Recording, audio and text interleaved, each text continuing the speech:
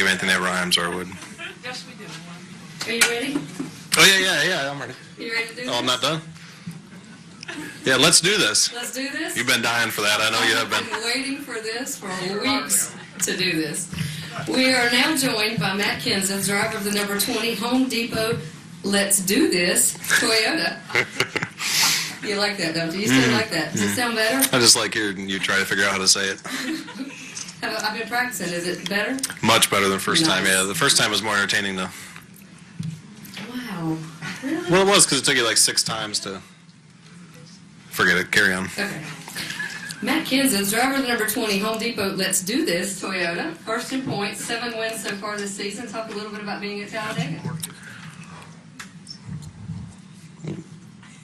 You're here? Yeah.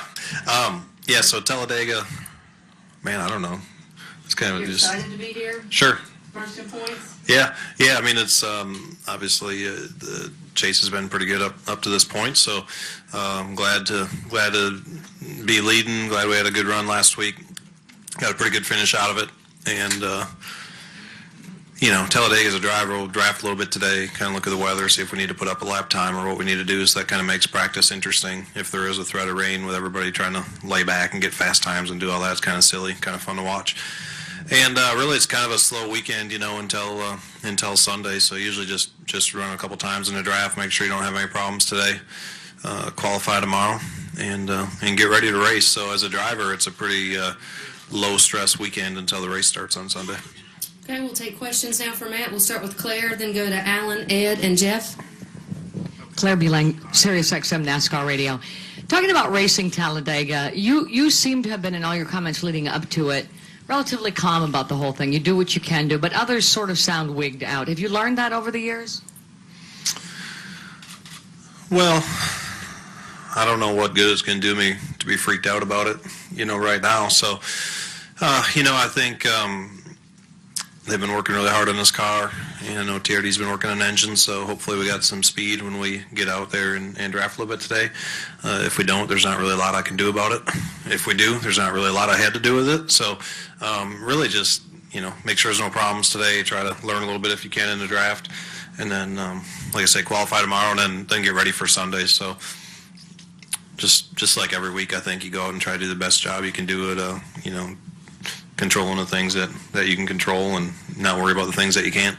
Not so much just for you, but for the entire field. Is this race look different than the race earlier in the year because it's in the chase at Talladega and there is so much on the line? I don't anticipate it really looking a lot different. I mean, I think, there was a big wreck where somebody ran into somebody else and caused a big wreck. I mean, you might not have that happen. I think when things like that happen, you learn from them. But, typically there's always a good chance of having a couple wrecks, and you hope to be out of that. I mean, the race might look slightly different. I just don't really know. You never know what agendas anybody's going to have when these races start. Sometimes people just play it by ear. If it feels like everything's fairly calm, they'll race. Other times, if people are stuck in the middle or maybe not even in the middle, a couple rows back, they'd rather just ride around and wait till the end. So you never know what's really going to happen. I've never really had much success making too much of a plan. Seems like you just kind of try to do it. Comes natural. If seems like you have the speed and you can lead and be out front, do that. If not, and you're not comfortable, maybe you change your plan then. But every time I've really sat down and tried to make a huge plan going into this race, it's never really worked out very well for me. Okay, we'll take our next question in the middle from Alan, then come over to Ed. Alan Cavana, NASCAR.com. These races can have you racing with drivers that you may not see from week to week, or you may not be in contention with week to week. Do you think about that before or during a race? No, I mean, the interesting thing about races here especially is, pretty much any of the 43 cars under the right circumstances could have a shot to win it, and you really don't know what's going to happen, and usually, when you go race at Texas, you probably can't say that, so anyway, you just want to, I think, try to figure out how to be one of those cars, and certainly I think your guard is up maybe a little bit more than normal. You pay attention to every car out there where, like last week, there's probably a few guys that weren't going to race for the win. The group's maybe a little bit smaller. So for sure when you come here, it opens it up and, gives everybody a shot. Okay, we'll take our next question from Ed. Go ahead. Ed Hinton, ESPN.com, keep it on hammering at you about the same subject. As cool and what will be as you seem go into this thing, and as I guess you are, can you really totally block out of your mind this time that you are well, everybody talks about Talladega scrambling the standings and everything. Can you completely block out that you are the guy with the most at risk this time going into this crapshoot? Well, I mean, yes and no. I mean, certainly I realized today that we're, the point later and, pretty close to being tied with a 48. And, if you have a bad week, any week, that's going to hurt. And your chances of having a bad race here are probably a little bit higher, than other tracks because you can get caught up and stuff. But, I don't think you want to, give up any race. I don't think you want to have a bad finish anywhere. I don't really want to be careful and finish 15th anywhere, so I don't know. You just never know what's going to happen. You could hang around the back all day, and the thing about that is you got to eventually go to the front. Last year the wreck happened coming to the checkered. You couldn't still be really hanging in the back there because if you'd have made a turn to, through turn 4, you would have finished in the back anyway, even without wrecking. So I don't know. It's a hard balance. I still feel like all the fans pay a lot of money and watch on TV to see a race, and I've always just liked to go race. Sometimes that plan can change if your car's not fast or you feel uncomfortable where you're at and there's cars all over, all that kind of stuff. But I think I've been pretty spoiled the last few plate races, and we led a lot of laps here in the spring, and that's probably, in my opinion, the safest place. So there's no thought that you might play it by ear about to see what circumstances are. There's no thought that you'll leave open the option of sitting at the back for a while? Well, no. I mean, I think things can always change. I mean, for whatever reason, Daytona in July, for some reason, I was stuck in the middle and we didn't have a lot of speed, and I could see things around me were not looking great, and I actually just decided that I was going to do something different and try to find a different lane or back up a little bit and try a different, try to get in a different lane to get going or whatever. And a wreck happened in that exact corner, and I was in it. So I mean, you don't know what's happened. I think you try to do what feels right at the time and hope it all works out. Okay, we'll go Jeff, David, Al, and Bob. Go ahead, Jeff. Hey, Matt. Jeff Hood of RacingToday.com. Historically, you've never been a big fan of Martinsville Speedway, but the way you and Ratcliffe and the 20 team have gelled, are you looking forward to going there next week? I am. We had a really good run going in the spring. We got off a little bit in the middle of the race, and then we pitted at the end and lost some spots. But I thought we were going to finish 6th or 7th if we went to pitted, and I think we led more laps in the spring than I led my whole career there up to that point. Actually, I think we led over 100 laps or something. So I thought we had a good car there. Denny's always really good there. Kyle's really good there.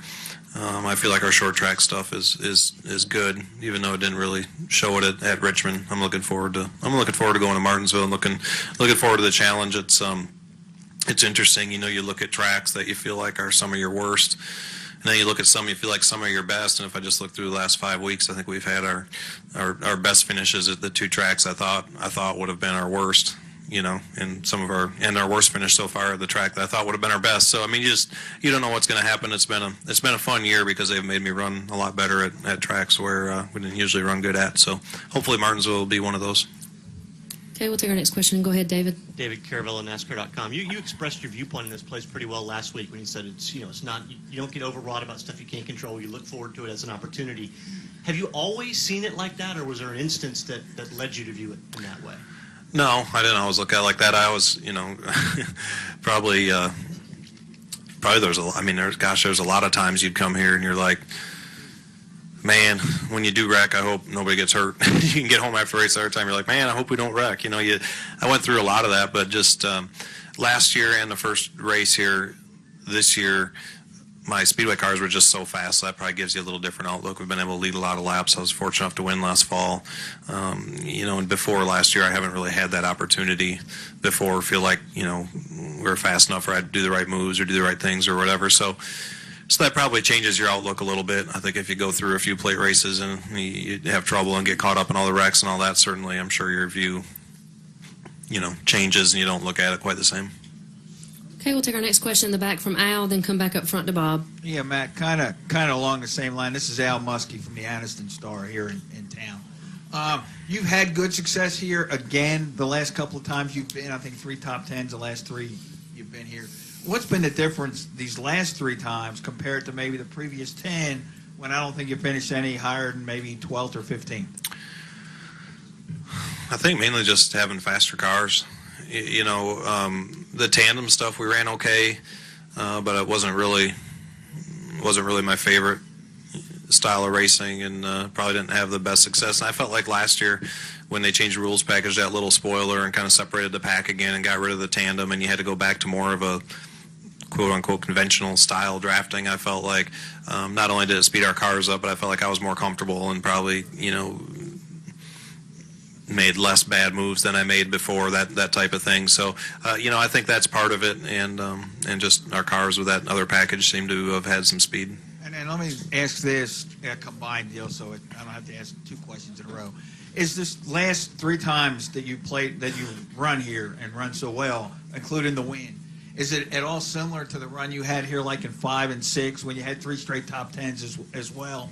And secondly to that, what was your feeling about coming here before the spring of last year when you went 3-1-8, as opposed to the difference of what it is coming here now? It's like, I don't like coming here, and now I'm doing well. I really love it.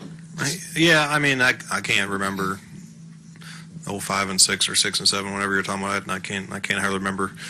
I can't hardly remember the spring race. So, I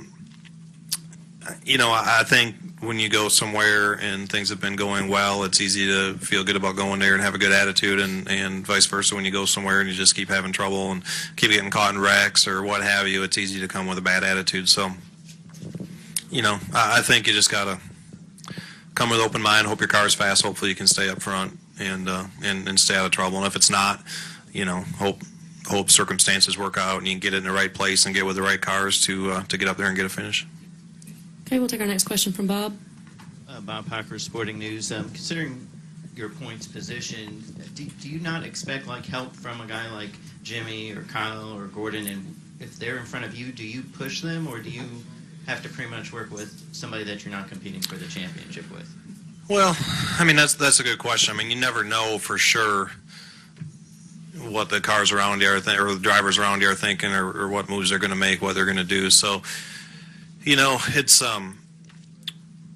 at times it can be tough having teammates at tracks like this. So, for instance, Kyle and I talked after Daytona, and right before I got in that wreck, we got together, and for whatever reason, our cars weren't very fast together, and man, I stuck it out behind them for 20-some laps and weren't going anywhere, and finally we got in a wreck, and I should have bailed a long time ago. So I always try to go through the race and try to find a car that my car seems to be really fast with, and usually when you find that, the other person realizes that too, and more often than not, they'll stick with you, teammate or not, same manufacturer or not.